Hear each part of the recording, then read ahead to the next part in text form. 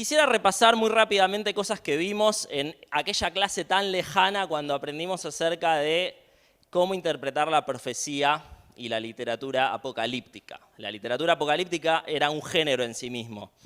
Y como todos los géneros literarios, tiene sus normas de lectura. Cuando nosotros tomamos un diario, en el diario nos encontramos distintos géneros literarios. No vamos a leer igual una noticia económica o policial, de la forma en la cual leemos un editorial, de la forma en la cual leemos en la última página las tiras cómicas. Cada forma de transmitir pensamientos, conocimientos, saber por medio de un texto literario tiene sus pautas particulares. Y si nosotros no las conocemos y aplicamos, por ejemplo, las pautas que utilizaríamos para leer una crónica policial, para leer las tiras cómicas, lo más probable es que no entendamos el mensaje que el autor quiso transmitir, lo más probable es que no nos riamos y que la comunicación no surta su efecto. Hay un emisor que transmite un mensaje codificado y si no lo sabemos decodificar, ese mensaje no lo vamos a llegar a leer. Y esto pasa particularmente con el género apocalíptico. Tiene formas muy particulares, simbolismos muy particulares, que si no los sabemos leer y los entendemos de una forma literalista, posiblemente nos vamos a perder el mensaje que eso quiere transmitir. Tenemos que tener en cuenta que los símbolos, en el Nuevo Testamento en general, siempre apuntan y describen a una realidad teológica más profunda. Piensen en el símbolo del bautismo, piensen en el símbolo de la Cena del Señor. Ahora, en Apocalipsis, que es puro simbolismo, esto es llevado a un extremo, en la literatura apocalíptica. Piensen lo siguiente al respecto. ¿Quiénes de ustedes conocen la canción Aurora?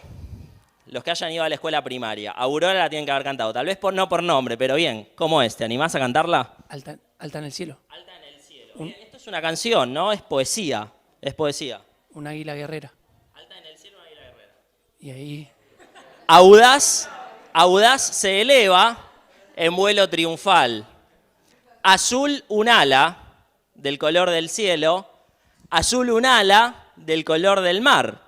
Si nosotros interpretáramos este texto de forma literalista, estaríamos pensando en nuestra mente en una especie de águila con una armadura, porque es guerrera, que tiene las alas azules, algo que en la naturaleza no existe. Sin embargo, la canción nos aclara, es la bandera de la patria mía, del sol nacida que me ha dado Dios. Bien, eso es poesía y tiene sus normas de interpretación. Lo mismo ocurre con la literatura apocalíptica.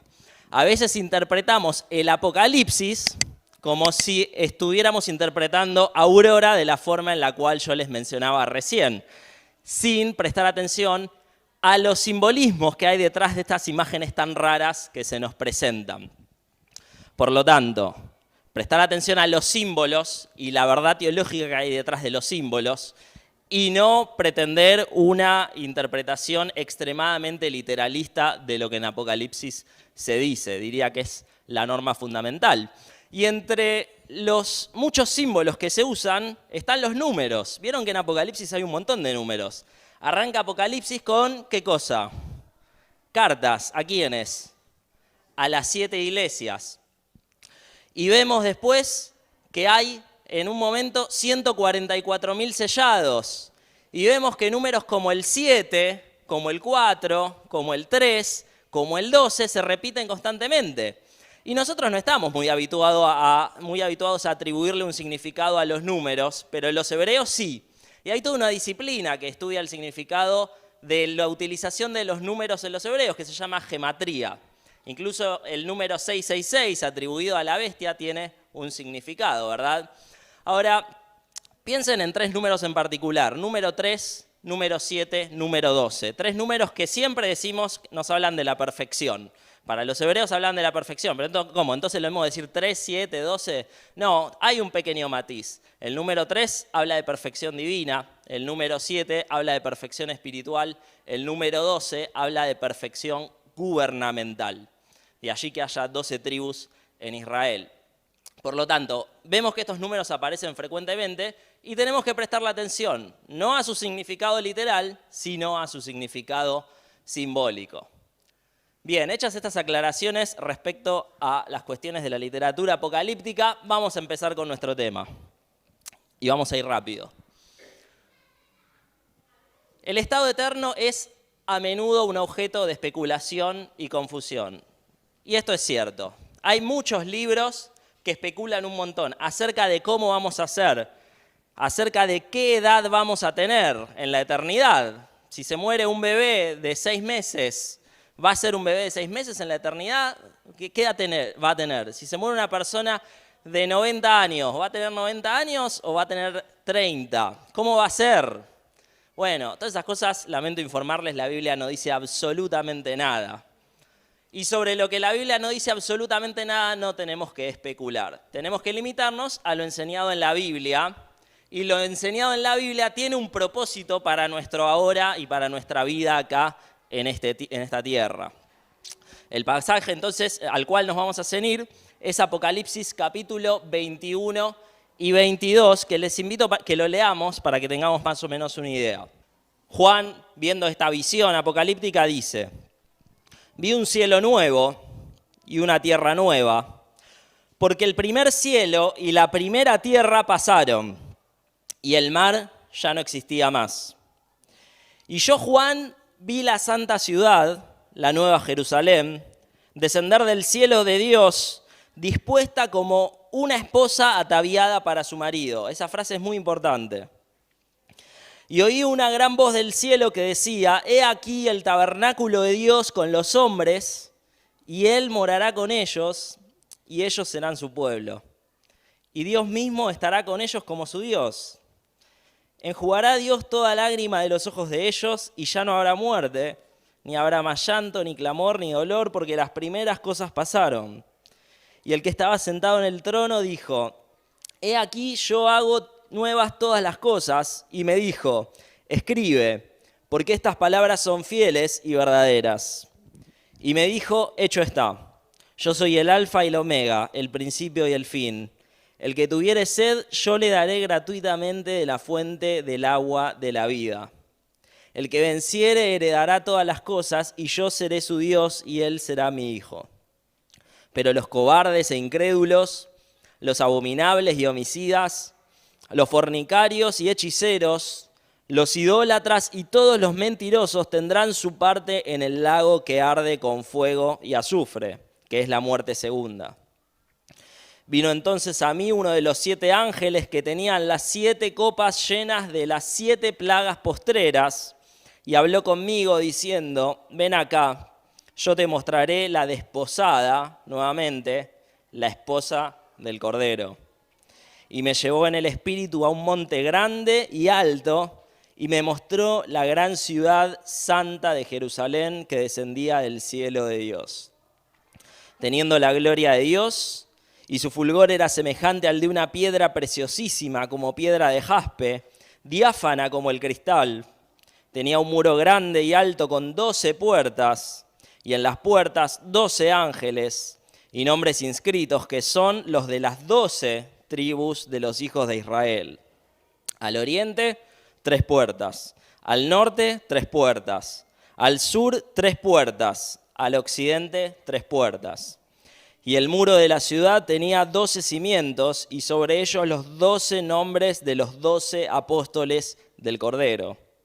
El que hablaba conmigo tenía una caña de medir de oro para medir la ciudad, sus puertas y su muro.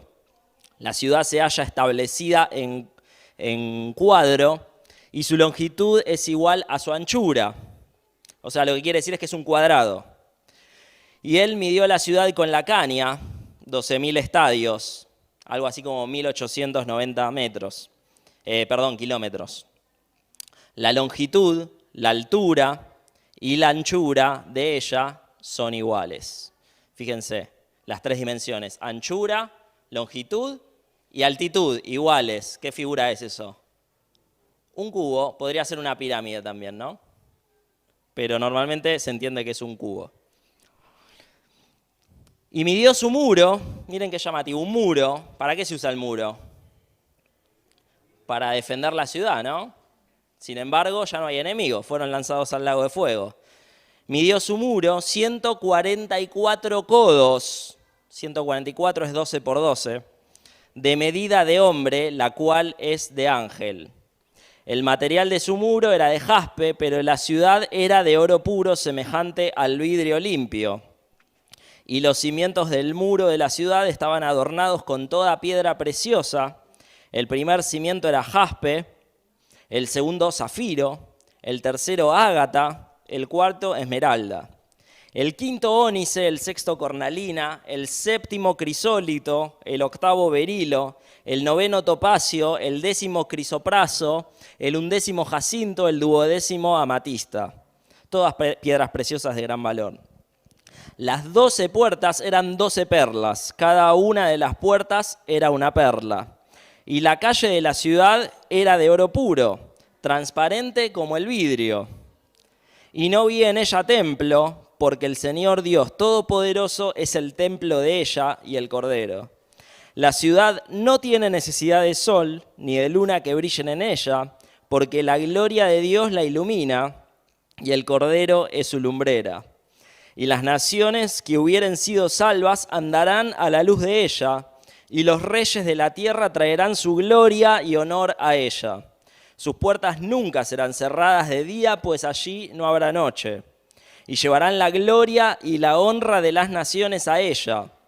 No entrará en ella ninguna cosa inmunda o que hace abominación y mentira, sino solamente los que están inscritos en el libro de la vida del Cordero. Después me mostró un río limpio de agua de vida, resplandeciente como cristal, que salía del trono de Dios y del Cordero. En medio de la calle de la ciudad, y a uno y a otro lado del río estaba el árbol de la vida, que produce 12 frutos, dando cada mes su fruto, y las hojas del árbol eran para la sanidad de las naciones. Y no habrá más maldición, y el trono de Dios y el Cordero estará en ella, y sus siervos le servirán. Y verán su rostro, y su nombre estará en sus frentes. No habrá allí más noche, y no tienen necesidad de luz de lámpara, ni de luz del sol, porque Dios, el Señor, los iluminará y reinarán por los siglos de los siglos. Hasta acá por el momento. ¿Cómo es esa nueva Jerusalén? Vamos, una palabra. Impecable, espléndida. ¿Cómo? Felicidad, nueva, a estrenar, ¿no? Bien, a mí la palabra que se me ocurre es rara. Es rara, ¿verdad? Un cubo de 1890 kilómetros por lado de oro, oro que encima es transparente, puertas que son perlas, piedras preciosas por todos lados, números simbólicos por todos lados. Es rara, más allá de la belleza que tiene. Bien, no nos vamos a meter todavía en eso. Quiero enfocarme en los primeros versículos que estuvimos leyendo. El título que nuestras Biblias dan al capítulo 21 es Cielo nuevo y tierra nueva. Desde las épocas del Antiguo Testamento había una esperanza muy marcada en que Dios iba a crear un cielo nuevo y una tierra nueva. Recuerden la promesa que Dios le hizo a Abraham cuando hizo un pacto con él. ¿Qué le prometió? Dos cosas.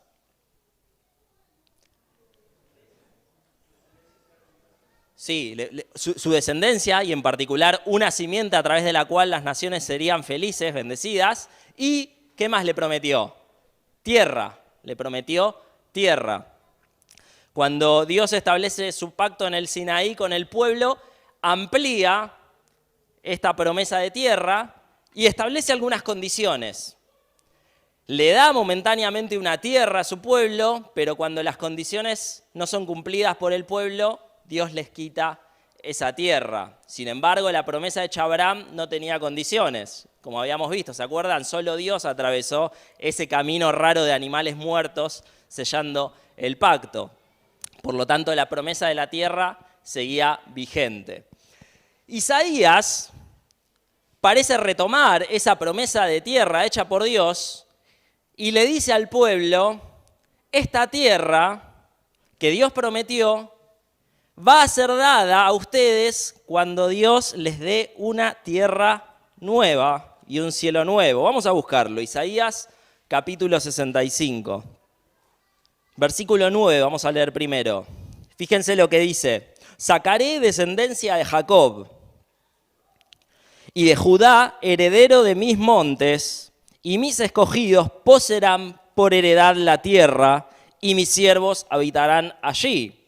Bien, Isaías está retomando la promesa de Abraham. ¿Recuerdan la promesa de la tierra? Sigue vigente, sigue vigente. Y fíjense a qué relaciona esta tierra que tomarán por heredad en los versículos 15 y 16. Dice, y dejaréis vuestro nombre por maldición a mis escogidos, y Jehová el Señor te matará y a sus siervos llamará por otro nombre. El que se bendijere en la tierra, en el Dios de verdad se bendecirá. Y el que jurare en la tierra, por el Dios de verdad jurará, porque las angustias primeras serán olvidadas y serán cubiertas de mis ojos. Y vamos a leer, acá vemos, ¿verdad?, que la promesa se cumple, está profetizando, se va a cumplir. Y fíjense versículos 66, capítulo 66, versículos 22 y 23. Finalmente dice cómo se va a cumplir. Porque como los cielos nuevos y la nueva tierra que yo hago permanecerán delante de mí, dice Jehová, así permanecerá vuestra descendencia y vuestro nombre. Y de mes en mes y de día de reposo en día de reposo vendrán todos a adorar delante de mí. Les recuerda la promesa de la tierra, les afirma que se va a cumplir y les afirma cómo se va a cumplir. La tierra que Dios les va a dar, la tierra que Dios le va a dar a su pueblo, no se limita a este territorio entre el Nilo y los ríos del oriente, ¿verdad? Y el Éufrates y demás, como inicialmente le había dicho a Abraham. No, es una tierra nueva y un cielo nuevo. Entonces, la esperanza de una tierra nueva y un cielo nuevo no es algo del Nuevo Testamento, ya se esperaba en el Antiguo Testamento. Y es el cumplimiento del pacto con Abraham. En Apocalipsis 21, como vimos, Juan nos está presentando entonces una nueva creación. Y lo primero que dice es que el primer cielo y la primera tierra pasaron. ¿Qué primer cielo y primera tierra? Bueno, lo que Dios creó cuando creó el universo, esta tierra y este cielo. ¿Es eliminada y recreada? Es decir, ¿crea algo totalmente nuevo de cero? ¿O es renovada? Bueno, ahí hay mucho debate. Hay quienes dicen es eliminado, es borrado del mapa. Algunos dicen solo la Tierra. Otros dicen todo el universo. Otros dicen es restaurada, es renovada. Y yo me ubico entre los que creen eso, aunque no lo defendería necesariamente de forma dogmática. Puedo aceptar la otra opinión. Pero vamos a leer algunos pasajes que nos hablan y nos dan algunas pautas acerca de esto. Y el primero es Hechos capítulo 3, el famoso discurso de Pedro en Pentecostés, versículos 19 al 21. Pedro dice, así que arrepentíos y convertíos para que sean borrados vuestros pecados, para que vengan de la presencia del Señor tiempos de refrigerio.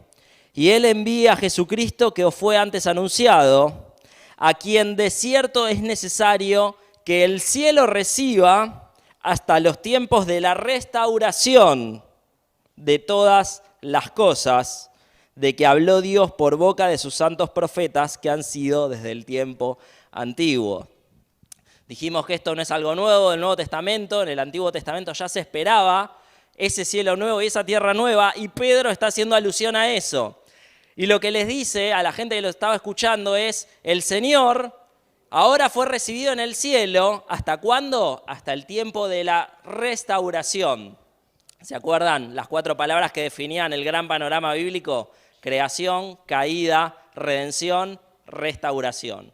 ¿Restauración de qué? De todas las cosas, lo dice Pedro, restauración de todas las cosas. Dios restaura la creación a su propósito inicial, tal como lo planeó en su proyecto inicial. Fíjense lo que dice Colosenses capítulo 1, versículos 19 y 20. Dice, por cuanto agradó al Padre que en Él habitase toda plenitud, es decir, en Jesús, y por medio de Él, de Jesús, fíjense, reconciliar consigo todas las cosas, así las que están en la tierra como las que están en los cielos, haciendo la paz mediante la sangre de su cruz. La redención comprada por Jesús en la cruz es la que hace posible la reconciliación con toda la creación. Lo que está en el cielo, lo que está en la tierra. Vamos a leer Romanos 8, 19 al 23. Porque el anhelo ardiente de la creación es el aguardar la manifestación de los hijos de Dios. Porque la creación fue sujetada a vanidad, no por su propia voluntad, sino por causa del que la sujetó en esperanza. Porque también la creación misma, fíjense, será libertada de la esclavitud de corrupción a la libertad gloriosa de los hijos de Dios. Porque sabemos que toda la creación gime a una y a una está con dolores de parto hasta ahora. Y no solo ella, sino que también nosotros mismos que tenemos las primicias del Espíritu, nosotros también gemimos dentro de nosotros mismos esperando la adopción, la redención de nuestro cuerpo. Pablo evidentemente está haciendo alusión a un futuro escatológico, cuando nuestros cuerpos sean redimidos. ¿Cuándo ocurrirá eso? Es una pregunta. Sí, ¿qué pasa en la segunda venida? Bien, los vivos son transformados y los muertos en Cristo son resucitados, ¿verdad? Cuerpos redimidos. Resurrección, prestemos atención a esto, resurrección, cuerpo nuevo. Bien, dice, y la creación entera, no solo nosotros estamos corrompidos por el pecado y necesitamos ser redimidos. La creación entera se vio afectada por la caída del hombre. La creación entera está gimiendo y la creación entera necesita ser redimida. Y Pablo dice, esto va a pasar cuando ocurra lo otro, en aquel futuro escatológico. Dios va a restaurar el orden creado, todas las cosas. Leamos uno más, el más difícil. Segunda de Pedro, capítulo 3, versículo 10 al 13. Dice, pero el día del Señor, ¿qué es el día del Señor? El día de la segunda venida, ¿verdad? El día del Señor es el día de la segunda venida, en el Antiguo Testamento y en el Nuevo Testamento. Nunca se usa la frase día del Señor para referirse al domingo en la Biblia, Eso es una invención posterior. El día del Señor vendrá como ladrón en la noche, el cual los cielos pasarán con gran estruendo, y los elementos ardiendo serán deshechos, y la tierra y las obras que en ella hay serán quemadas. Bien, este es el mayor argumento para defender una postura de eliminación. Dios borra todo el mapa. Y hay allí quienes presentan sus argumentos de cómo esto puede leerse a favor de una renovación. Ahora hay que señalar que el fuego en la profecía no siempre es señal de destrucción. Por ejemplo, nosotros vemos que dice que algunos serán salvados así como por fuego, ¿no? Cuando se escudriñen sus obras en el tribunal de Cristo. ¿Y para qué sirve el fuego en ese caso? Para sacar todo lo que no sirve. Para sacar todo lo que no sirve y dejar aquello que realmente es puro. Por lo tanto, ya sea una eliminación y una recreación o una transformación de lo ya existente en el cosmos, lo cierto es que el resultado final es una creación restaurada al proyecto inicial de Dios. Otra frase llamativa que se nos dice en Apocalipsis es, y el mar ya no existía más. Quiere decir esto que va a haber un mundo en el cual ya no hay mar. ¿O hay que entenderlo simbólicamente?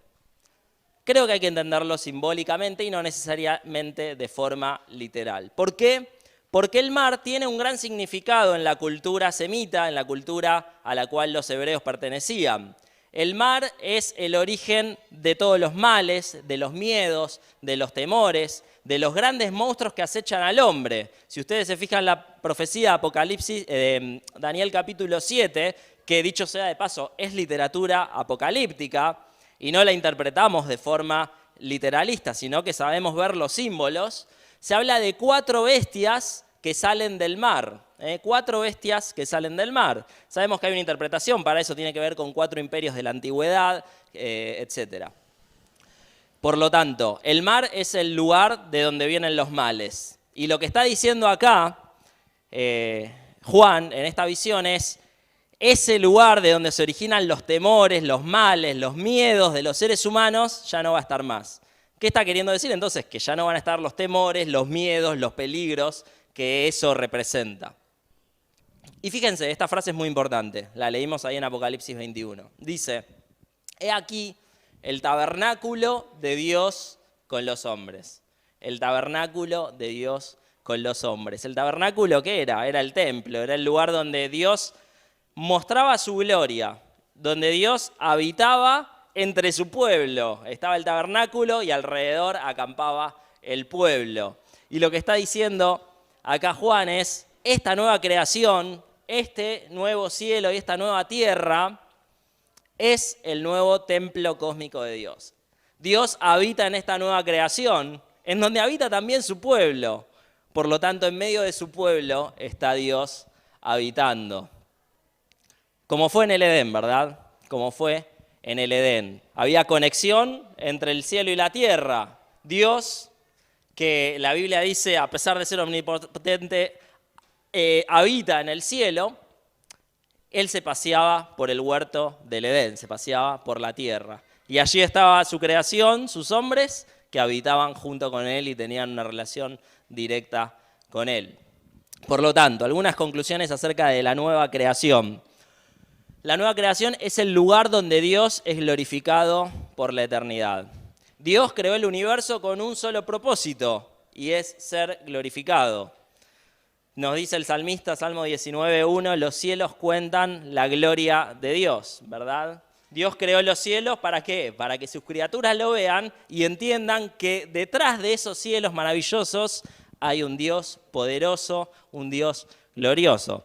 Yo llegué a entender este pasaje y captar la profundidad de lo que transmite una vez que hace unos años, bastantes años, nos fuimos con Lucas de vacaciones al sur.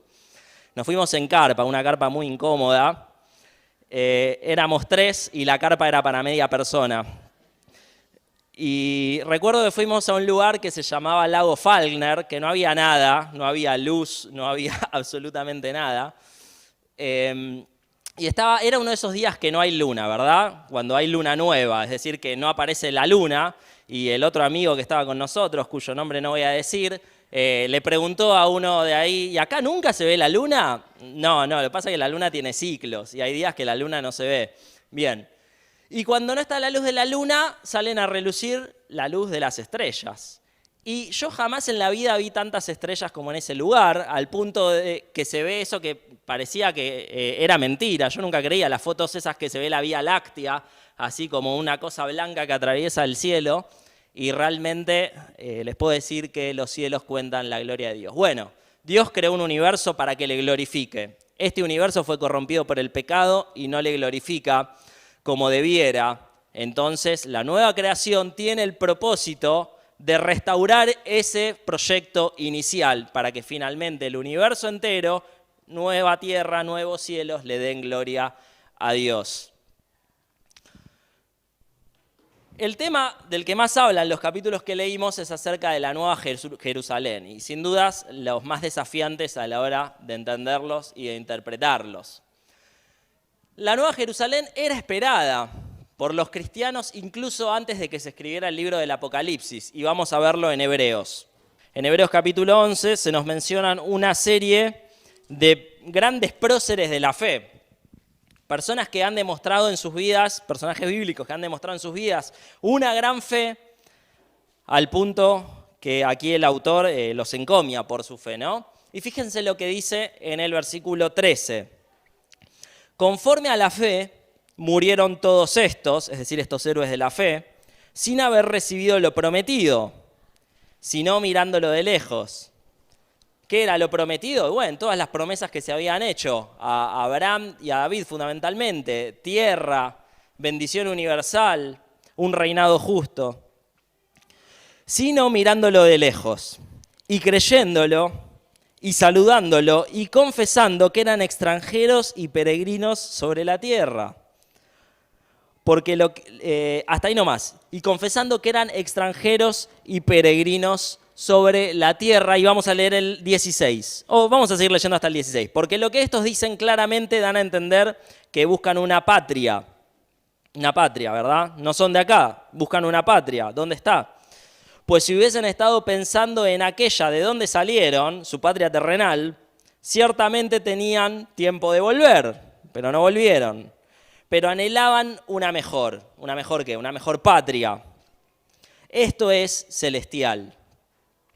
Por lo cual Dios no se avergüenza de llamarse Dios de ellos, porque les ha preparado una ciudad. Una ciudad que ¿qué cualidad tiene? Es una ciudad celestial. La esperanza ya estaba antes de que se escribiera el Apocalipsis y ya estaba incluso en la experiencia de aquellas personas que se mencionan en Hebreos capítulo 11, como por ejemplo Abraham. La esperanza en una nacionalidad que no es de este mundo, en una patria, en una ciudad que no es de este mundo, sino que es preparada por Dios en el cielo. Ahora, la idea de una ciudad trasciende, diría yo, a lo meramente físico. Es decir, una ciudad no se compone fundamentalmente por sus calles y sus edificios. Tiene un componente que es indispensable. ¿Cuál es ese componente? Los habitantes. Una ciudad sin habitantes no es una ciudad, son ruinas.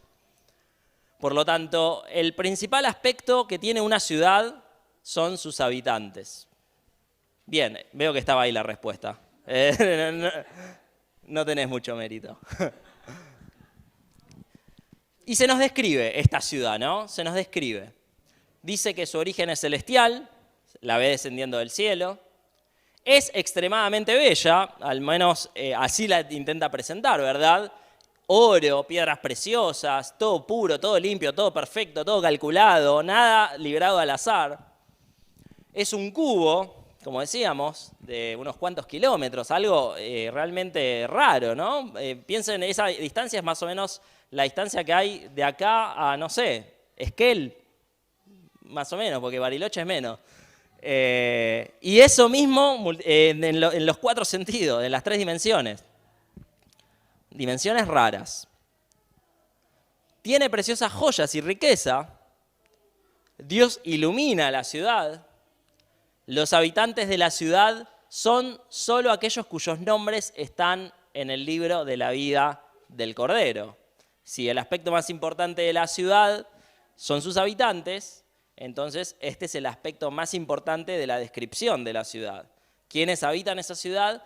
Aquellos cuyos nombres están en el libro de la vida del Cordero, aquellos que fueron salvados por la sangre de Jesús.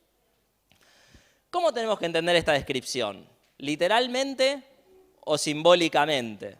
Bueno, yo abogo por una interpretación simbólica, aunque no todos estarían de acuerdo.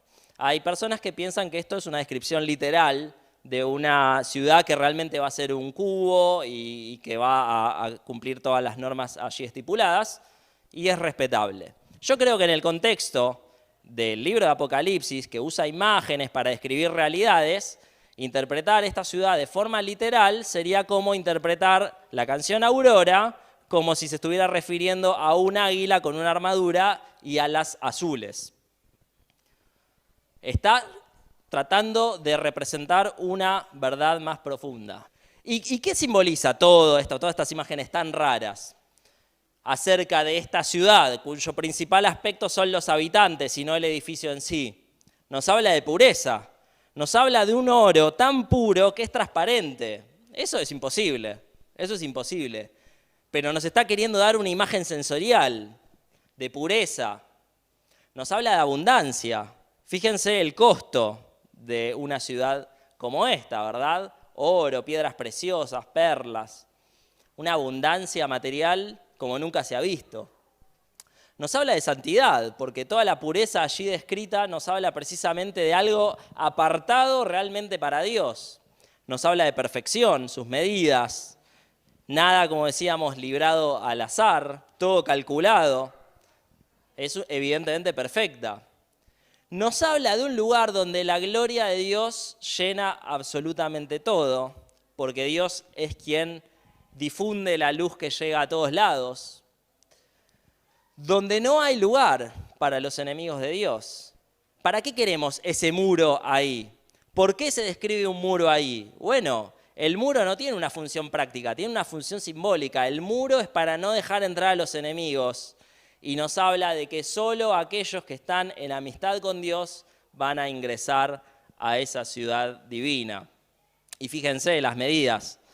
144, ¿no? Hablaba de 144, no sé qué medida antigua ahora decía, si codos, pies o qué cosa.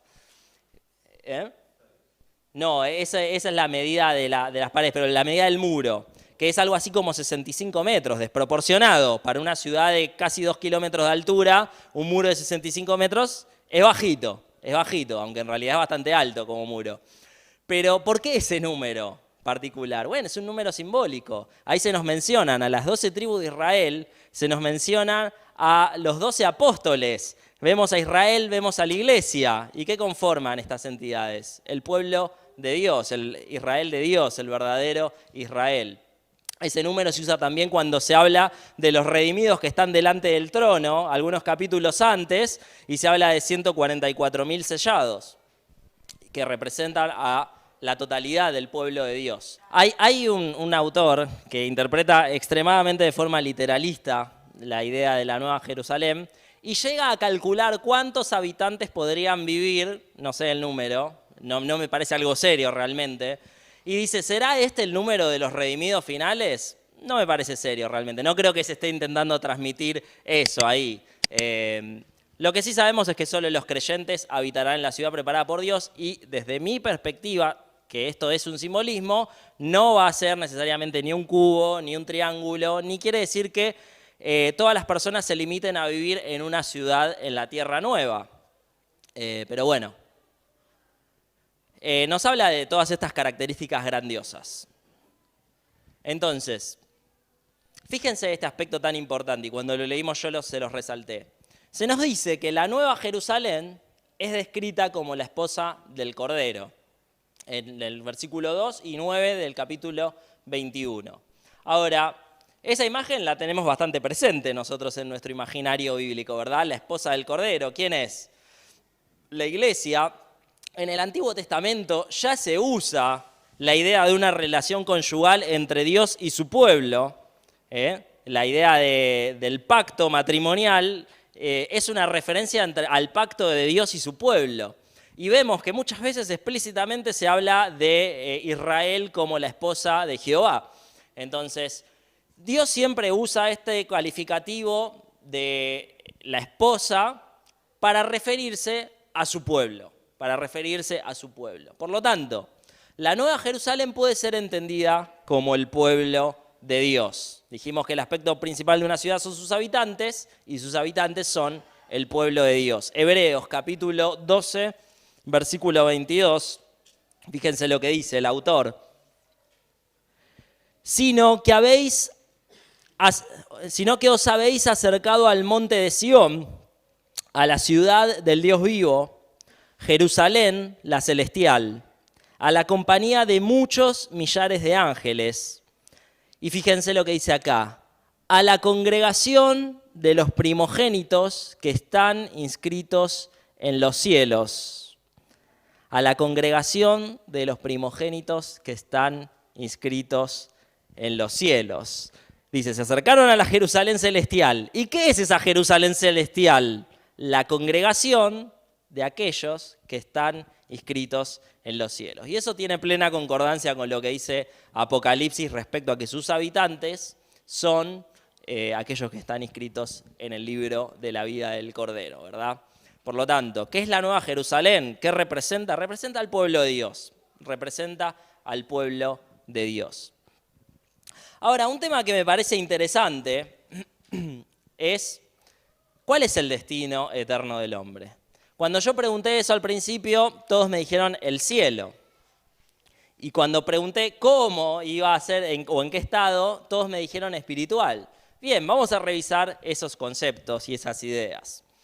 Si nosotros decimos, como dice ahí, que la respuesta más habitual a la pregunta de dónde pasará el creyente su eternidad, respondemos el cielo, entonces podemos preguntarnos, bueno, ¿y cuál es el rol de la nueva tierra? ¿Para qué crea Dios una nueva tierra si finalmente vamos a estar en el cielo? ¿Y por qué la Nueva Jerusalén, que es el pueblo de Dios, desciende a la tierra?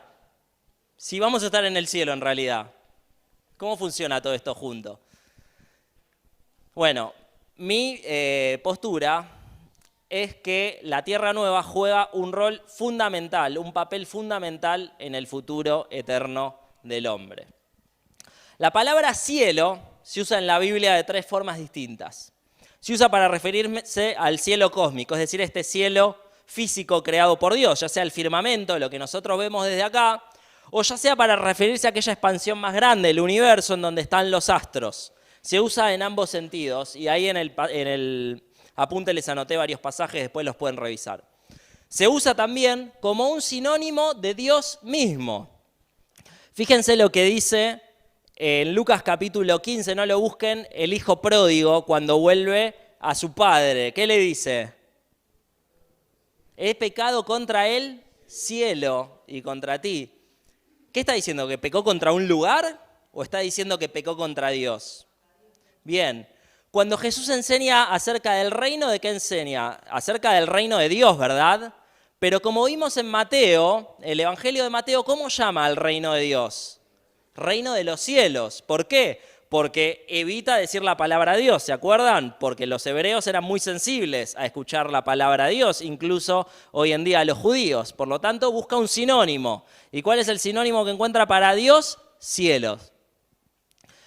En tercer lugar, la palabra cielo se usa para referirse al lugar en donde Dios habita. Y la referencia más clara es el Padre Nuestro que Jesús enseña a orar. Padre Nuestro que estás en los cielos.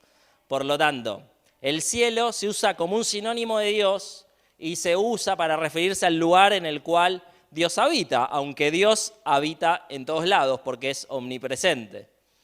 Pero este es un lenguaje que nosotros podemos captar, entender. Por lo tanto, ¿es correcta la expresión está en el cielo para referirnos que alguien se fue con Dios? Sí, es correcta. ¿Y es correcto pensar en el cielo como un lugar en el cual están las personas que mueren? Sí, creo que es correcta. Están con Dios, están en el cielo. Pero ¿qué pasará finalmente cuando venga la resurrección postrera y todos aquellos que creyeron sean resucitados? ¿Dónde habitará el ser humano eternamente?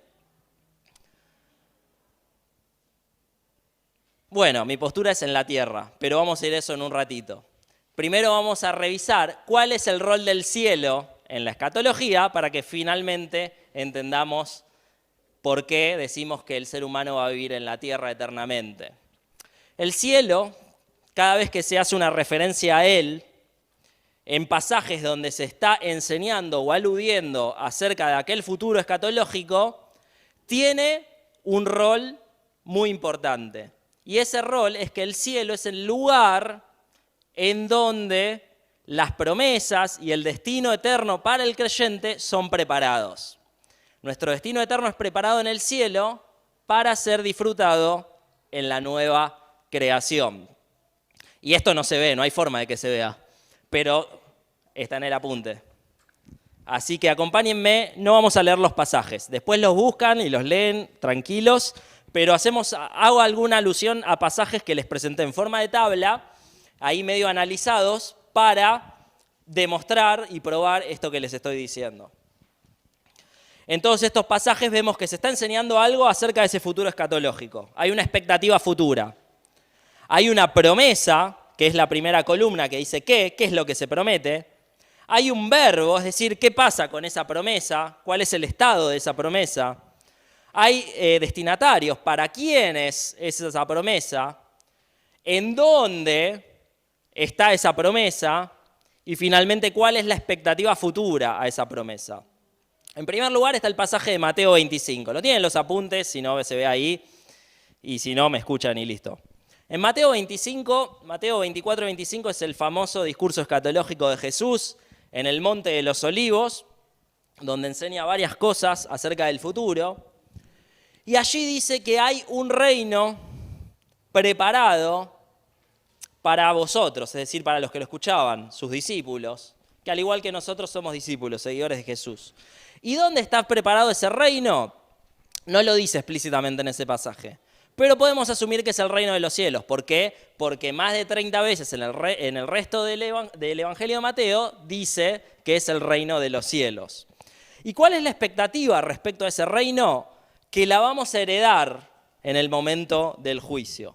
Por lo tanto, está preparado en el cielo y se va a llevar a cabo en el juicio, posteriormente al juicio. Ya vimos cuando hay una nueva creación. Primera Pedro capítulo 1, versículo 3 y 5, se dice que tenemos una herencia incorruptible. ¿Qué pasa con esa herencia? Está reservada. ¿En dónde está reservada? En el cielo. ¿Y para quién? Para ustedes, los creyentes. ¿Y cuál es la expectativa? Dice, para ser manifestada en el tiempo postrero, en aquel futuro escatológico. Ahora, presten atención a estas palabras, preparado, reservado, guardado. Es como si yo te dijera, mirá, tengo una fortuna para vos guardada en la bóveda 150 del Banco Nación. ¿Eso quiere decir que vos tenés que ir a la bóveda, abrir la caja y sacar la fortuna y disfrutarla en la bóveda? No, lo que quiere decir es que está guardado ahí, está reservado ahí, está preparado ahí para que vos después lo disfrutes afuera, donde quieras. Lo mismo ocurre con todos estos pasajes. No sé si vamos a llegar a hacer alusión a todos, es tarde, pero se nos habla de que tenemos un cuerpo preparado, se habla de morada en 2 Corintios 5, claramente se está hablando de cuerpo, léanlo. Dice, si esta nuestra morada nuestra se va a pudrir básicamente, pero tenemos uno guardado. ¿Está guardado en dónde? En los cielos. Tenemos una morada a la cual Jesús llama lugar, posiblemente un lugar para habitar, preparado. ¿En dónde? En los cielos. ¿Para cuándo? Para cuando Jesús venga a buscar a sus discípulos. Lo dice el pasaje. Se nos habla de una ciudadanía que está en los cielos, que es nuestra, ya nos pertenece. Para disfrutarla, ¿cuándo? Cuando nuestro cuerpo de humillación sea transformado, cuando seamos resucitados. Se nos habla de una patria, nos habla finalmente de la ciudad santa. Todo esto está preparado, ¿en dónde? En los cielos. ¿Para qué? Para disfrutarlo en aquel día postrero de la nueva creación. Entonces, ¿cuál es el rol del cielo en el futuro escatológico y en el estado externo del creyente? El cielo es el lugar donde se prepara, donde Dios prepara nuestro destino para que finalmente lo gocemos en la nueva creación. ¿Cuál es el rol de la nueva creación, del nuevo Edén, de la tierra nueva? Bueno, el rol del nuevo Edén es suplantar aquel primero y que el proyecto de Dios se lleve a cabo. En Apocalipsis leímos 22, leímos que hay un aspecto muy particular en aquella nueva creación. Allí se encuentra el árbol de la vida. El árbol de la vida era lo central, lo más importante del primer Edén. Fíjense que cuando Dios expulsa al hombre del Edén por haber pecado, pone a un guardián en su puerta. ¿Para qué? Dice, para que el hombre no coma del árbol de la vida. Lo importante de estar en el Edén era tener acceso al árbol de la vida. Ya sea que lo entendamos simbólicamente, literalmente, eso no importa ahora. Pero lo importante del Edén era el árbol de la vida. Lo importante de esta nueva creación es el árbol de la vida. Allí está plantado el árbol de la vida. El primer Edén, las cosas salieron mal, una recreación, una restauración de todas las cosas, un nuevo Edén. Así como el hombre fue puesto en la primera tierra, el hombre es puesto en la segunda tierra. Bien. Entonces, vamos rapidísimo, al estado del hombre. ¿Cómo vamos a existir, básicamente? ¿Cómo va a ser la experiencia humana? Bueno, en primer lugar, vamos a tener una experiencia corporal, una existencia corporal. ¿O nos perdimos la parte de que hay una resurrección? ¿Para qué hay una resurrección? Para darnos un cuerpo. Y ese cuerpo es incorruptible. Tenemos un cuerpo para disfrutar, un cuerpo físico, para disfrutar en un mundo físico. Y vamos a disfrutar de Dios por siempre. Le vamos a servir, en el apunte tienen ahí los pasajes, pero en Apocalipsis lo leímos, le vamos a servir, le vamos a adorar, vamos a comer y a beber. No todos están de acuerdo con esto, pero yo veo que Jesús a sus discípulos les dice, de cierto les digo que no beberé del fruto de la vid hasta que lo beba de nuevo en el reino de mi Padre con vosotros. Y hay muchas promesas en el Antiguo Testamento acerca de banquetes en el cielo. Bueno, no todos están de acuerdo que sea literal. Yo espero que sea literal. Reinaremos con Él, lo dice Apocalipsis 22, lo leímos. ¿Y qué va a pasar? Le veremos tal como Él es. La adoración más pura que pueda haber, porque la adoración es la respuesta del hombre frente a un conocimiento de Dios. Por lo tanto, concluimos. El rol de la escatología, dijimos cuando empezamos con este módulo, es traer esperanza. Apocalipsis fue un libro que se escribió a una iglesia que estaba pasando una de las peores persecuciones, la persecución que comenzó el emperador Domiciano. Y el propósito y el mensaje central del libro parece ser: resistan, aguanten, porque ya falta poco. Aguanten porque ya falta poco. Ese es el mensaje de Apocalipsis. Más allá de las discusiones acerca de lo literal, no literal, etc. El mensaje es: resistan. Y promete el libro de Apocalipsis este estado eterno, maravilloso, glorioso, a los que vencieren. Una frase que se usa 8 veces a lo largo de Apocalipsis. A los que vencieren tal cosa, a los que vencieren tal otra cosa. ¿Y quiénes son los vencedores? Bueno, vamos a leer el final del capítulo 22 de Apocalipsis y terminamos y simplemente mencionamos algunas cosas. Y perdonen que se hizo larga la cosa. Dice, a partir del versículo 6, 22:6 de Apocalipsis, y me dijo: estas palabras son fieles y verdaderas, y el Señor, el Dios de los espíritus de los profetas, ha enviado su ángel para mostrar a sus siervos las cosas que deben suceder. ¿Cuándo? Pronto. Acuérdense, resistan, falta poco. He aquí vengo pronto, de nuevo. Bienaventurado. ¿Quién? El que guarda las palabras de la profecía, el que obedece a la palabra de Dios. Yo, Juan, soy el que oyó y vio estas cosas, y después que las hube oído y visto, me postré para adorar a los pies del ángel que me mostraba estas cosas, pero él me dijo: mira, no lo hagas, porque yo soy consiervo tuyo, de tus hermanos, los profetas, y de los que guardan las palabras de este libro. Adora a Dios. Los vencedores adoran a Dios. Versículo 10, y me dijo: no selles las palabras de la profecía de este libro, es decir, no guardes, no cierres este libro, porque el tiempo está cerca, este libro es para ser leído. El que es injusto, sea injusto todavía, y el que es inmundo, sea inmundo todavía, y el que es justo, practique la justicia todavía. Los vencedores practican la justicia. ¿Y qué más? El que es santo, santifíquese todavía. Los vencedores viven en santidad, evitan el pecado.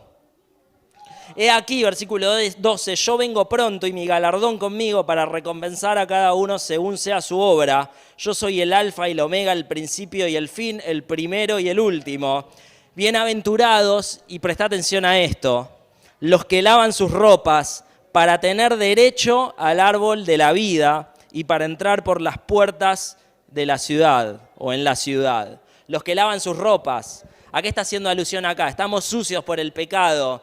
Y a menos que soluciones ese problema y al menos que te dejes lavar por la sangre de Jesús y tus ropas sean limpias para entrar a la santa ciudad, no vas a tener acceso a ella. 15 más, los perros estarán fuera y los hechiceros, los fornicarios, los homicidas, los idólatras y todo aquel que ama y hace mentira. Si tu vida es una vida que se caracteriza por el pecado, quiere decir que aún no lavaste tus ropas y no puedes entrar.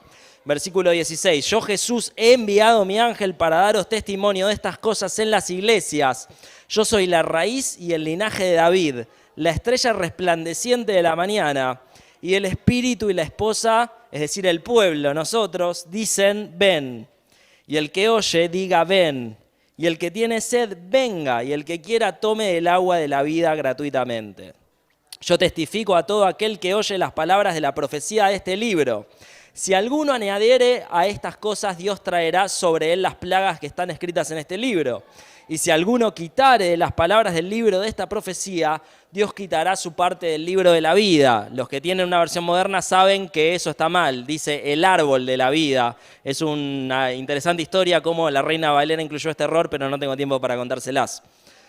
Entonces, Dios quitará su parte del árbol de la vida y de la santa ciudad y de las cosas que están escritas en este libro.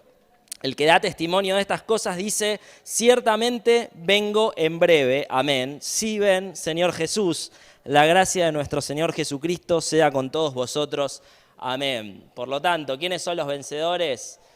Los que cumplen todas estas cosas. Los que fundamentalmente fueron perdonados por Dios, los creyentes, los que anhelan la venida del Señor. Y todas estas cualidades nos llaman, creo yo, a autoexaminarnos. ¿Estamos dentro del grupo de los vencedores o no lo estamos? Y todos debemos responder esa pregunta y debemos hacerlo mientras aún tenemos tiempo.